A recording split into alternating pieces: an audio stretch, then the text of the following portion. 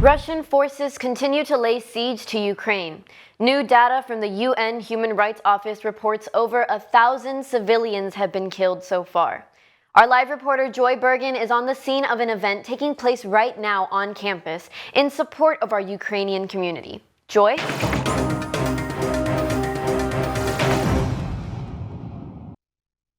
Thank you, Emily. I'm here in front of the SEC with Alpha Phi Omega. They're working on their service project, helping Ukrainian refugees. Now, this is not the first such event to be held here on campus. UIW has a strong Ukrainian community of students and staff, many of which experiencing challenges we can only imagine.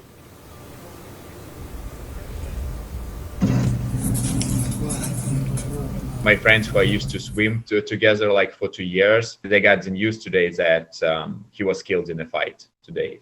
UIW alum Vladislav Chumak is one of many Ukrainians living here in the U.S. He's in Boston working on his postgraduate, but his heart is home in Ukraine, where tragedy continues to strike. I think first 3-4 days were the most stressful for me, and it was not just about my parents or my family. It's the fact that I'm realizing that my whole country is on fire now. It's been weeks since Russian forces first invaded Ukraine, the impact of which continues to grow. Imagine the historic halls of UIW. The corner where you have coffee with your friends. The classrooms where you studied, all destroyed. Well, for Ukrainian students, that's the reality they're facing in their hometowns. Every time I came back to Ukraine, like for holidays, just visiting, I was always like visiting all my friends in Kharkiv for a week at least. And now, unfortunately, they almost like grounded Kharkiv with earth. So the downtown now looks, there is no downtown anymore. It's just bad. It's just so bad. Adding complication to tragedy, even in war, the two countries are deeply interwoven, especially along the border. Lots of Ukrainians who live in eastern parts of Ukraine, lots of them like are working in Russia. They maybe have business in Russia. Many Ukrainians even have family and friends in Russia as well. UIW assistant diving and swim coach Andriy Nikoshenko is no different and feels the strain of this conflict keenly. He's always considered himself both Ukrainian and Russian, but now he's standing behind his Ukrainian heritage. I'm from Eastern. I'm originally from the south of Ukraine, and this place is occupied by the Russians.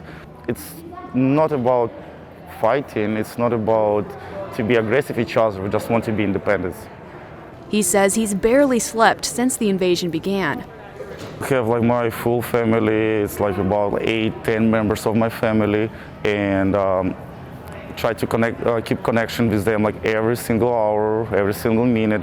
He's joined UIW Student Athlete Advisory Committee in partnering with the International Student Services Office to offer support and resources. So we're providing flyers that helps bridge that gap, try to explain a little more of what's going on and give them some great information, as well as just trying to raise some donations for those that are in need. Those in the war zone aren't the only ones who need help. Many of UIW's Ukrainian students are completely cut off from their support system back home. UIW has opened an international student emergency fund for students who may need help paying tuition or housing. We're a family here at UIW, and we're one, so we just got to take care of one another. Despite the circumstances, many students like Vladislav refuse to let go of hope.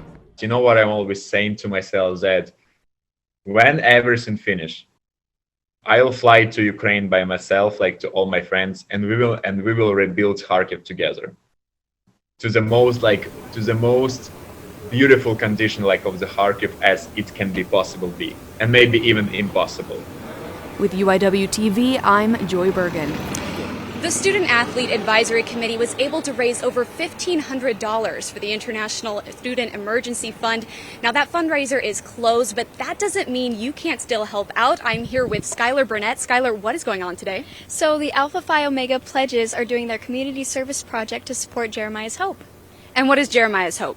Jeremiah's Hope is a campsite and rescue shelter for at-risk and orphan children located in a small village called Koleski. So today we're giving out free lemonades and juices to the students, and attached is a QR code that goes directly to the Jeremiah's Hope website where you can donate. Thank you so much, Skylar, for sharing with us and for the work that you're doing. Once again, we're here in front of the SEC. Be sure to stop by and get something to drink. My name is Joy. Back to you in the studio. Thank you, Joy. Our thoughts and prayers go out to all of our Ukrainian students and neighbors.